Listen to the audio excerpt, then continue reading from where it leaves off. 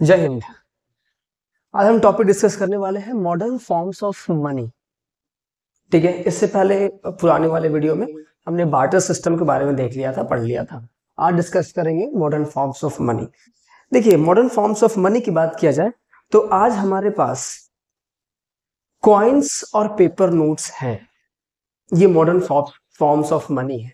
Coins और paper note आज हमारे पास अवेलेबल हैं as a modern forms of money. और सोचने वाली बात है कि जब कॉइन्स इंट्रोड्यूस नहीं हुआ था, पेपर नोट तो बहुत बाद में इंट्रोड्यूस हुआ, जब कॉइन्स इंट्रोड्यूस नहीं हुआ था, ठीक है, एज अ मनी, तो फिर एज अ मनी हम यूज क्या करते थे? हम जब कोई चीज परचेज करने जाते थे तो एज अ मनी हम यूज क्या करते थे? ठीक है, देखिए, कॉइन्स को इंट्रोड्यूस होने से पहले हम कौन से एज ए मनी क्या इंट्रोड्यूस करते थे वो डिस्कस करेंगे। लेकिन सबसे पहले हम क्या, बार्टर सिस्टम चलता था अपने कंट्री में। बार्टर सिस्टम, या फिर जहां मनी नहीं था तो बार्टर सिस्टम चलता था, जहां गुड्स के बदले गुड्स एक्सचेंज हो जाता था। ये हमने पढ़ लिया विदाउट यूज ऑफ मनी। लेकिन जब आज मॉडर्न फॉर्म्स ऑफ मनी के रूप में देखा जाए तो ये दो चीज है, कॉइन्स है, पेपर नोट है। जब कॉइन्स नहीं था तब क्या यूज होता था? As a money. तो समझते हैं इस बात को। देखना, फॉर्म्स ऑफ मनी, ये टॉपिक है। फॉर्म्स ऑफ मनी मतलब क्या कह रहा है कि टाइम टू टाइम, ठीक है, जो यूज ऑफ मनी है वो चेंज होता गया। टाइम टू टाइम जो यूज ऑफ मनी है चेंज होता गया। एंशिएंट टाइम पर, एंशिएंट पीरियड पर ग्रेन और कैटल, ग्रेन और कैटल को यूज करते थे एज ए मनी। ठीक है, ग्रेन तो एक हद तक ठीक है ना, लेकिन कैटल, कैटल जानवर भी यूज होते थे एज ए मनी। मतलब किसी के पास 40-50 गाय बकरियां भैंस है, उसको ले गया किसान के पास या कहीं भी ले गया और उसके बदले में वो ग्रेन या कोई सामान ले लिया, तो कैटल भी यूज करते थे एज अ मनी। मनी के रूप में अपने इंडिया में कैटल भी यूज होता था। ठीक है, इसलिए यहाँ पर एक पॉइंट लिखा हुआ है क्या, कि before the introducing coins, coins को इंट्रोड्यूस करने से पहले बहुत सारे ऑब्जेक्ट यूज होते थे एज अ मनी। इसका एग्जांपल क्या है? मेन दो एग्जांपल है, कैटल एंड ग्रेन। ठीक है, आज cattle as a money use कर सकते हैं? बड़ा मुश्किल है ना। मान लो कि आप बिस्किट लेके जा रहे हैं, पार्ले जी या कोई बिस्किट, और जाके 4 गो बकरियां बांध दी हैं कि भैया ये 4 बकरी पकड़िए, हमें ना बिस्किट दे दीजिए पार्ले जी। रेलवे टिकट लेने जा रहे हैं, वहां पर आप भैंस लेके जा रहे हैं, कैसा होगा? बड़ा अजीब लगेगा। भैंस लेके जा रहे हैं कि यही मनी है, ये भैंसिया हमारी पैसा है, मनी है, ये भैंसिया को बांधो कंप्यूटर में और हमें दे दो टिकट। तो बड़ा मुश्किल है। पहले ये मुश्किल नहीं था, पहले ग्रेन और कैटल का एज ए मनी यूज करना मुश्किल नहीं था, क्योंकि पहले उतने ज्यादा डिमांड ये चीजों के नहीं थे। लोग पहले सरवाइव करने की कोशिश करते थे, तो ठीक है, धीरे धीरे एडजस्ट हो गया। लेकिन जैसे जैसे मॉडर्न होता गया कंट्री या वर्ल्ड, जैसे जैसे मॉडर्न होता गया, फिर क्या आया कि कैटल और ग्रेन का हर जगह इस्तेमाल आप नहीं कर सकते। फिर मिडिवल पीरियड में अपने पास कॉइन्स बनने शुरू हुए हैं। और पहले कॉइन्स जो होते थे ना, वो बड़े ही प्रीसियस मेटल के होते थे, बड़े मेटल बड़े महंगे थे, जिसको हमने नाम क्या दिया है शॉर्ट फॉर्म में, GSC, gold, silver and copper.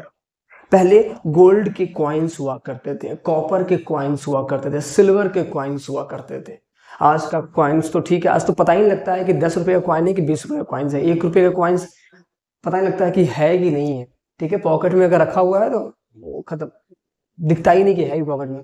लेकिन पहले प्रीसियस मेटल के कॉइन्स बना करते थे, जिसको गोल्ड के होते थे, सिल्वर को, और उन कॉइन्स को यूज करते थे एज अ मनी।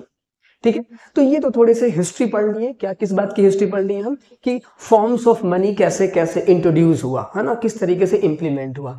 अब हम बात करते हैं कि before the introducing of coins, ये डिस्कस हो गया था ना, बिल्कुल ये डिस्कस हो गया।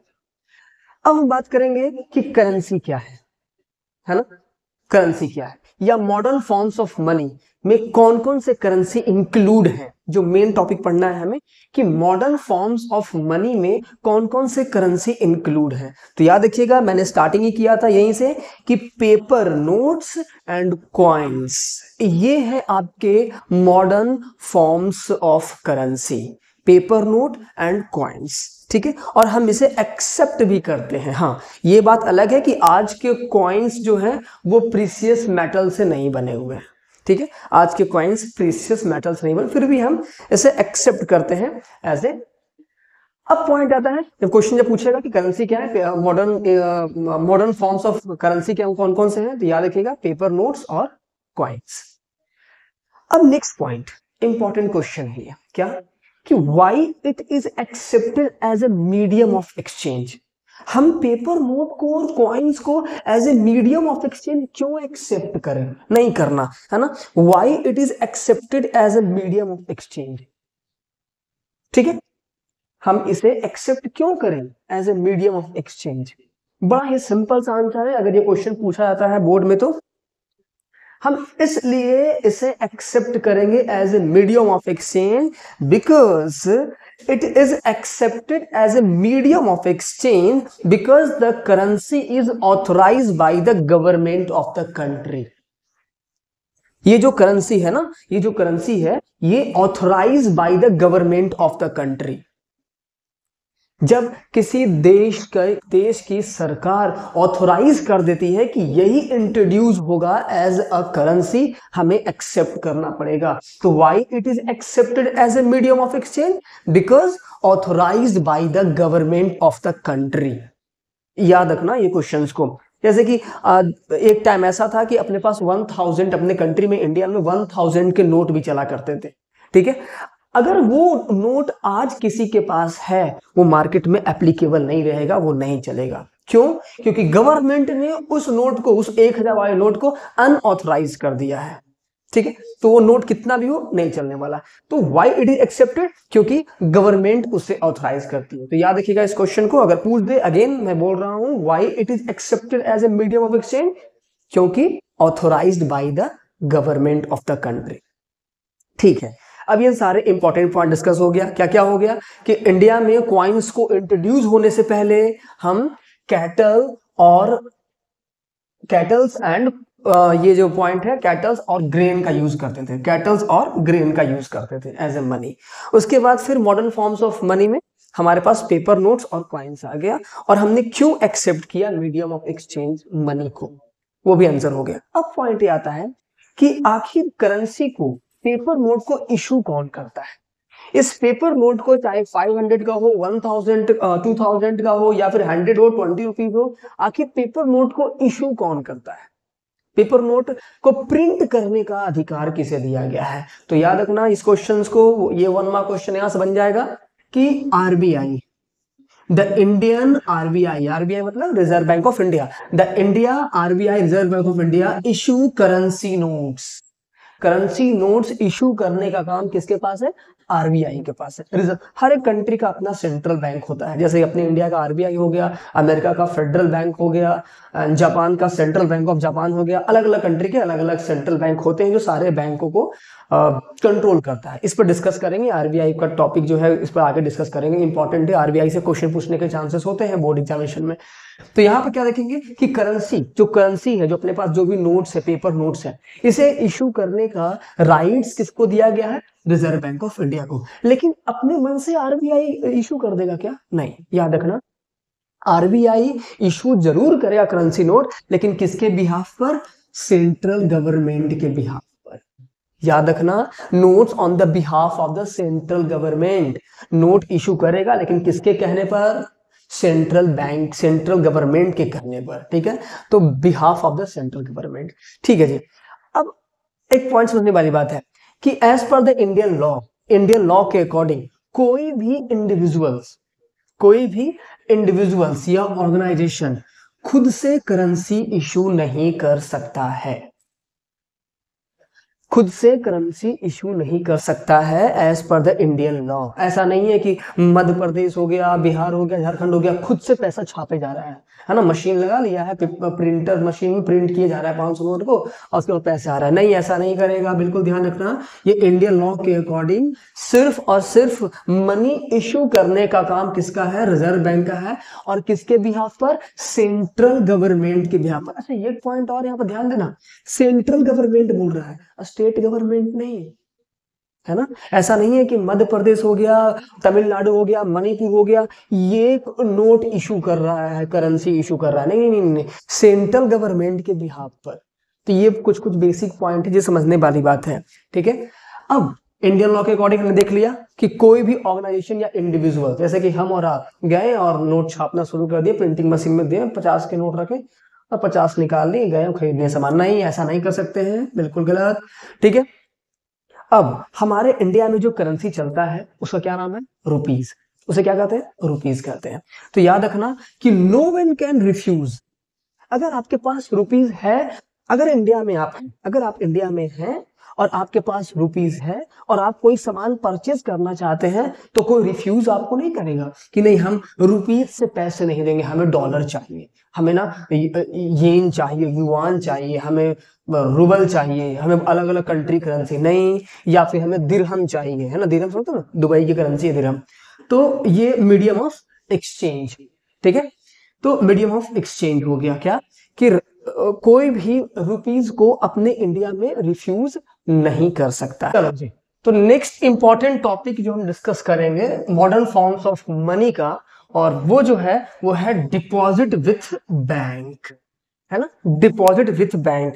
एक टाइम ऐसा भी आएगा जब आप लोग, मतलब अभी तो फिलहाल 10th क्लास में है, धीरे धीरे बड़े हो जाएंगे और पैसे कमाना शुरू करेंगे तो 1 लाख 2 लाख पर मंथ महीने रहेगा। अब मान लिया जाए कि उतना पैसा जो पर मंथ आपको इतने सारे पैसे मिल रहे हैं, क्या आप पूरे के पूरे खर्च कर पाएंगे, नहीं, नहीं कर पाएंगे पूरे खर्च। तो डे टू डे एक्टिविटी में हमें थोड़े बहुत पैसे की आवश्यकता होती है, लेकिन अगर जो एक्स्ट्रा पैसा बच गया, ऐसे एक्स्ट्रा पैसा तो कभी आया नहीं है, किसी के पास होता नहीं एक्स्ट्रा पैसा, बट अगर एक्स्ट्रा पैसा बच गया तो आप क्या करेंगे, अब आपको डिपॉजिट करना होगा। क्या करना होगा, डिपॉजिट। आपके पास 3 रास्ते हैं डिपॉजिट करने के, है ना।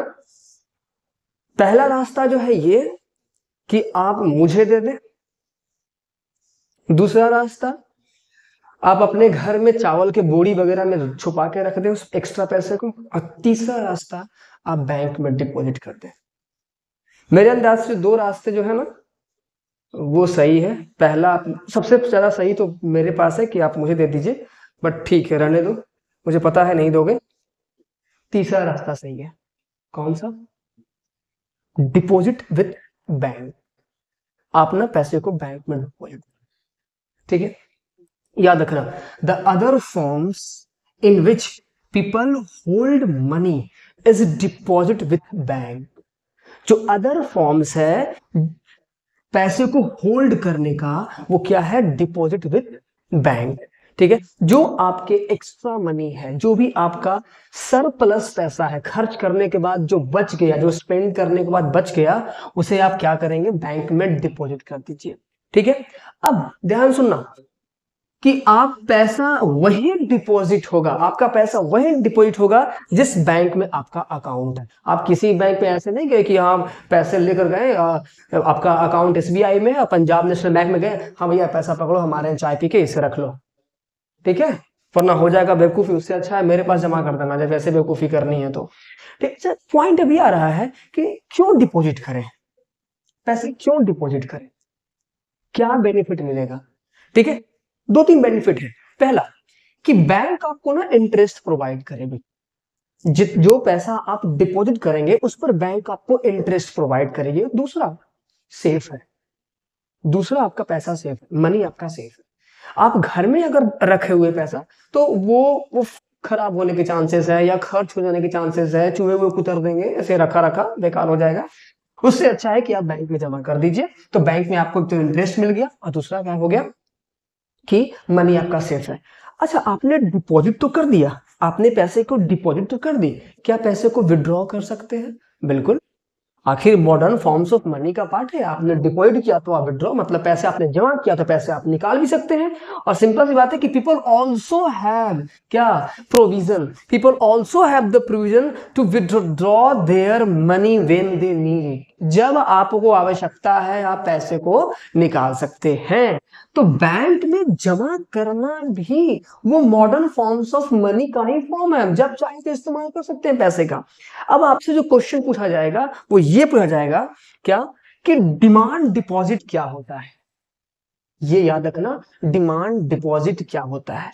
अब याद रखना बेटा, जो पैसे आपने बैंक में डिपॉजिट किया था उसे आप विथड्रॉ भी करोगे। जो पैसा आपने बैंक में डिपॉजिट किया था उसे आप विथड्रॉ भी करोगे।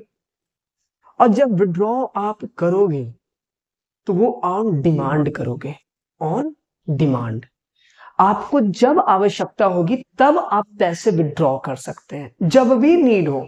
आपको 12 बजे रात में पैसे की नीड है, आप एटीएम पर गए और पैसा आपने विथड्रॉ कर लिया। सुबह 6 बजे नीड पड़ी, आप सुबह 6 बजे एटीएम के पास गए, पैसा विथड्रॉ कर लिया।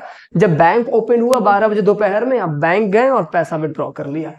तो जब आप पैसा विथड्रॉ कर रहे हैं ऑन डिमांड, ऑन डिमांड, जब मेरी डिमांड होगी तब पैसा विड्रॉ करेंगे, वो कहलाएगा आपका डिमांड डिपॉजिट। ऐसा डिपॉजिट जिसे हम अपने डिमांड पर विड्रॉ कर ले, दैट्स कॉल्ड डिमांड डिपॉजिट। तो ये क्वेश्चन यहां से बन सकता है। अब लास्ट टॉपिक देखा जाए इस वीडियो का, वो है चेक, कि चेक सिस्टम क्या होता है, कि चेक क्या है। सबसे पहली बात है ना कि जब से चेक सिस्टम आया, आप किसी को पेमेंट कर सकते हैं without use of cash, without use of cash. Cash का बिना यूज किए आप चेक के थ्रू पेमेंट कर सकते हैं। ठीक है, तो आखिर चेक है क्या, आखिर चेक है क्या? तो चेक क्या है ना, एक पेपर के ऊपर इंस्ट्रक्शन दे दिया जाता है, एक पेपर के ऊपर। अब ऐसा नहीं कोई भी पेपर उठा लिया, वो पेपर ऑथराइज करती है बैंक, वो बैंक के द्वारा ऑथराइज होता है। ऐसा नहीं कोई पेपर पे उठा के, मान लो ये पेपर, क्योंकि मेरे पास चेक फिलहाल है नहीं, अभी आया नहीं चेक वगैरह, तो मान लो इस ऐसा नहीं कि इस पर लिख दिए कि हाँ भाई, मतलब कि आपने लिख दिया कि सर को 5 करोड़ रुपया चाहिए और बैंक को दे दिया और बैंक ने में 5 करोड़ रुपया दे दिया, है ना। नहीं नहीं नहीं नहीं, वो जो पेपर होगा वो इंस्ट्रक्ट होगा बाय द ऑथराइज होगा बैंक के द्वारा। तो पेपर पर हम क्या करते हैं, जो चेक का पेपर होता है उस पर इंस्ट्रक्शन देते हैं। इंस्ट्रक्शन क्या, किसको देते हैं? बैंक को। देखना, पेपर पर इंस्ट्रक्शन दिया किसे? बैंक को। क्यों? टू पे अ स्पेसिफिक अमाउंट। बैंक को हमने इंस्ट्रक्शन दिया कि पे करो अ स्पेसिफिक अमाउंट, ठीक है, from a person account to the person in whose the name of cheque is drawn. जिसके नाम पर चेक काटा गया है, जिसके नाम पर चेक बनाया गया है, उसे आप पैसे पेड करो। ये एक पेपर पर लिखा हुआ इंस्ट्रक्शन होता है। सपोज कर दीजिए कि आपने मुझे चेक दिया, मेरा नाम मेंशन किया और इस पर अमाउंट मेंशन कर दिया, जो भी अमाउंट आपको अच्छा लगता है दान दक्षिणा में दे देना, 5 करोड़ 10 करोड़ जो भी लगता है, ठीक है। आपने अमाउंट इतना कर दिया। अब ये बैंक क्या करेगी, और आपने बैंक को दे दिया, बैंक ने पढ़ा, बोला हाँ इसने इंस्ट्रक्शन दिया है और बैंक हमें पे कर देगा। तो यही होता है कि चेक क्या है, एक इंस्ट्रक्शन जो पेपर पर दिया जाता है। अब नेक्स्ट पॉइंट की हम बात कर लें कि जब भी आप किसी को फ्यूचर में चेक प्रोवाइड करना, तो एक बात का ध्यान रख लो, बड़ा इंपॉर्टेंट चीज है कि जब भी आप किसी को चेक देना, तो एक बात ध्यान रखना, क्या कि चेक पर नेम और अमाउंट मेंशन करने के बाद उसके कॉर्नर में आप डबल मार्क ऐसे लगा दीजिएगा, डबल मार्क, इस तरीके से डबल मार्क लगा देंगे। जब आप डबल मार्क चेक पर लगा दोगे, ऐसे चेक हो गया, ये डबल मार्क, तो ये पता है क्या हो जाएगा, ये डायरेक्टली अकाउंट में ही पे होगा, ये अकाउंट टू अकाउंट पे होगा। अगर आप किसी को चेक देते भी हैं तो उसके अकाउंट में ही जाएगा, ना कि वो कैश निकालेगा। तो इस बात का ध्यान रखना। ये कुछ इंपॉर्टेंट टॉपिक थे जो आज हमने कवर कर लिया इस वीडियो में। नेक्स्ट वीडियो में हम और भी कुछ चीजें कवर कर लेंगे। फिलहाल याद रखना इन सारे डिमांड डिपॉजिट क्या होता है, चेक क्या होता है, हम क्यों एक्सेप्ट करते हैं as a medium of exchange, issue कौन करता है करेंसी को, इन सारी बातों को। मिलते हैं नेक्स्ट वीडियो में। जय हिंद।